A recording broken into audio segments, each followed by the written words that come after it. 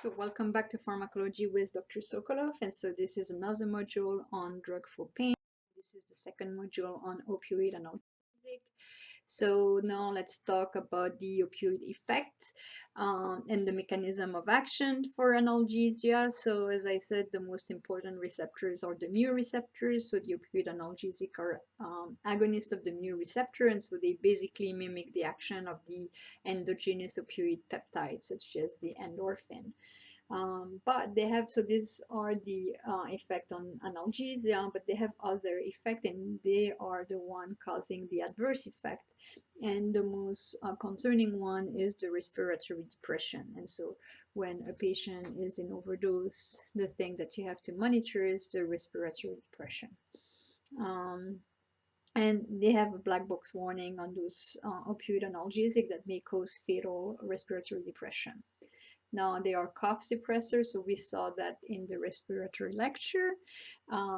Codeine can suppress the cough, and another concerning adverse effect is constipation. Patients who are on chronic dose or even acute dose of those opioid analgesic are going to complain that they are constipated, and so very commonly they are prescribed a laxative agent in combination with their opioid medication. They can also cause urinary retention. Uh, and then all of the other would be at different levels. Some patients are more sensitive than others. Some patients may feel like nauseous, can cause vomiting. Other will feel like euphoric or dysphoric, can cause drowsiness, sedation, orthostatic hypotension, and meiosis, which is the pupillary constriction. Now, for the opioid-induced constipation, there is a opioid antagonist that is selective to the peripheral receptors. So this is naloxone.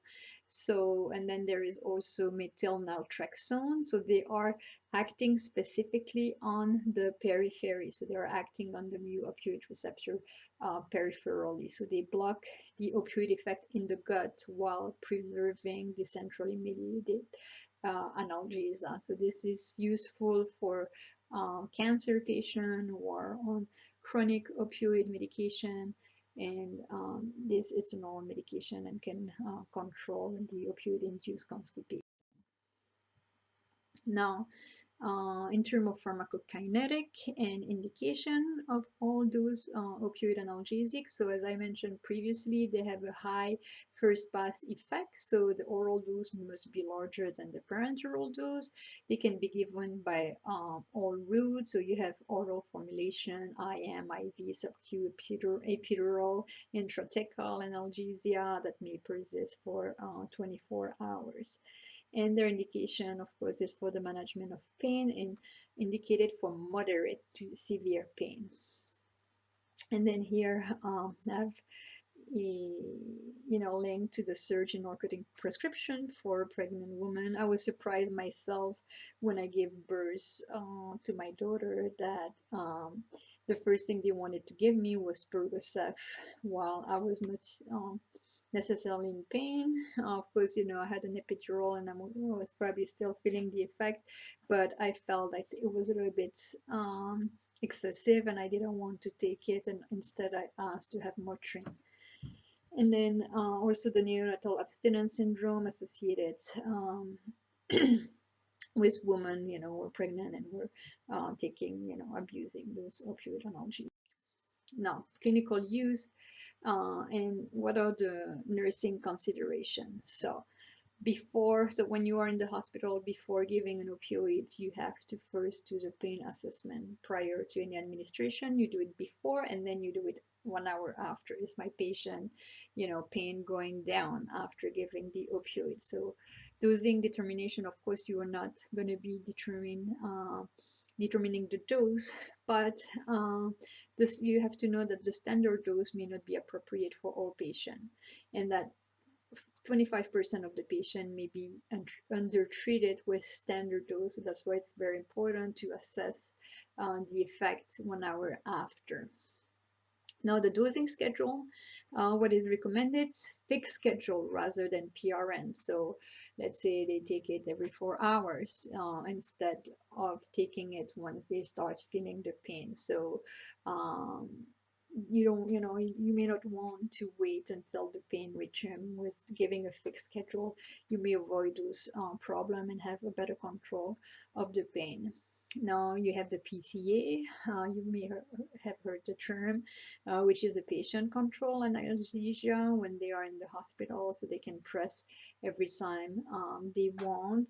Um, and so this is preferred, or the transdermal antiphoretic, which is another device with no needle, and that would release also, slowly the amount of analgesia that they need, because then they can control themselves how much analgesic they need. Now, in terms of withdrawal, you want to avoid withdrawal, especially if they are on 20 days or more, and when the dependence may develop, then they should be tapered down. You don't want to stop abruptly their opioid analgesic medication. So you would slowly decrease the dose. Um, and it's shown that, with morphine sulfate, so MS is morphine sulfate, taken, if it's taken 2 or 3 times per day for 2 weeks, there is no dependent that develops. So that would be, for patient with acute, severe acute pain, and the dependence would develop more for those who are using with chronic use.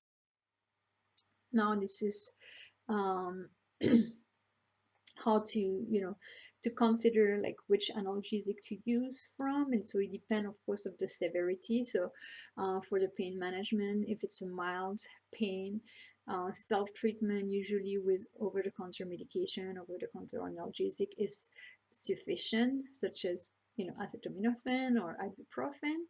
Now, if the pain is moderate, usually it's often treated with a combination of agents such as Percocet, so acetaminophen and oxycodone, and or Vicodin, or non-opioid medication such as the NSAID that require a prescription. And then for severe pain, this requires an opioid alone.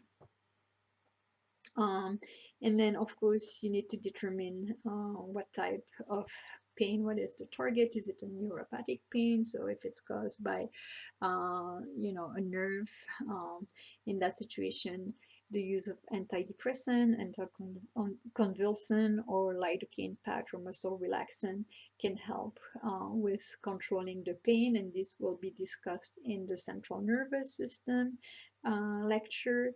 And then for cancer patient, opioid analgesic remain the first line therapy for those patients.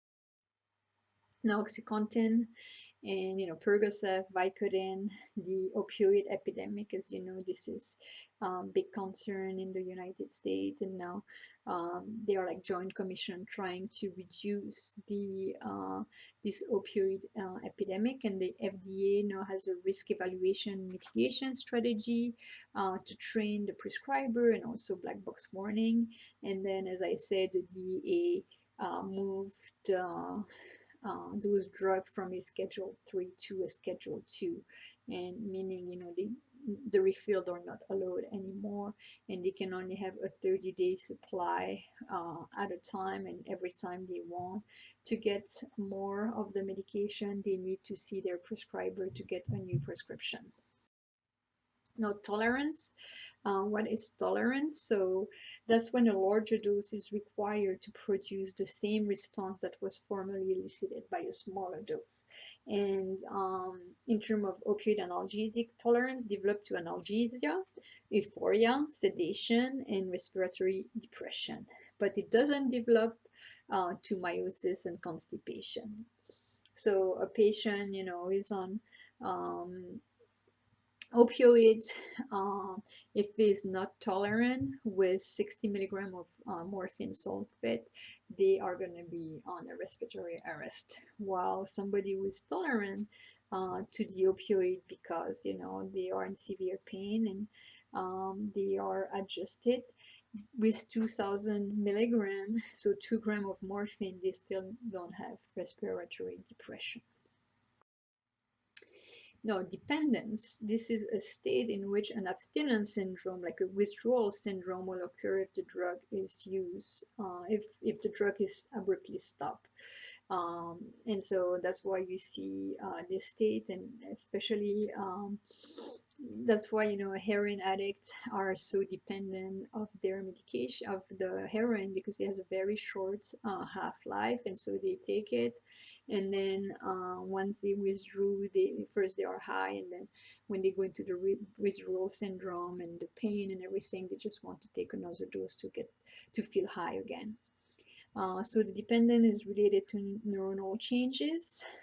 It's rare when taken acutely to treat pain, so less than 50 days when we talk about opioid analgesic.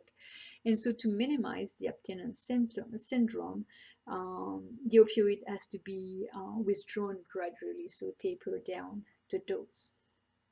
And so, as I said, the withdrawal syndromes are related to the half-life, so short half-life, like morphine or heroin, or, you know, like if they are snorting, you have, you know, a high dose going, bypassing the liver and going straight to the circulation, so they would feel, you know, the high really quickly, but then the effect, when it disappears, they are feeling bad. They have sedation, irritability, tremor, and that's the feeling that they don't like, and so that's why they want to take another dose to feel good again.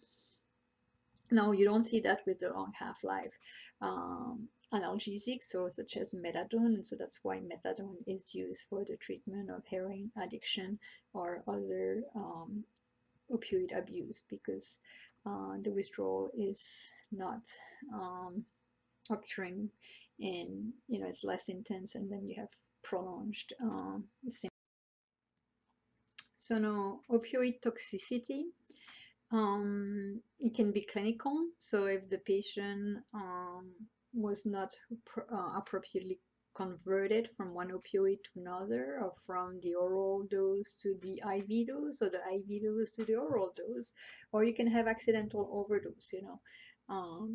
Those addicts on the street can go to an accidental overdose, and, or, you know, it can also be like a suicide attempt.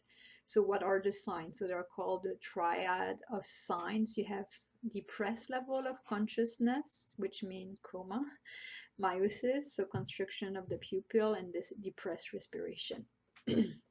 So the management, of course, you want to take care of the depressed respiration, so you want to put them on ventilatory support, and then give them naloxone, which is the antagonist, the opioid antagonist, so it will reverse the effect of the opioid. And the drug of choice to reverse overdose is naloxone.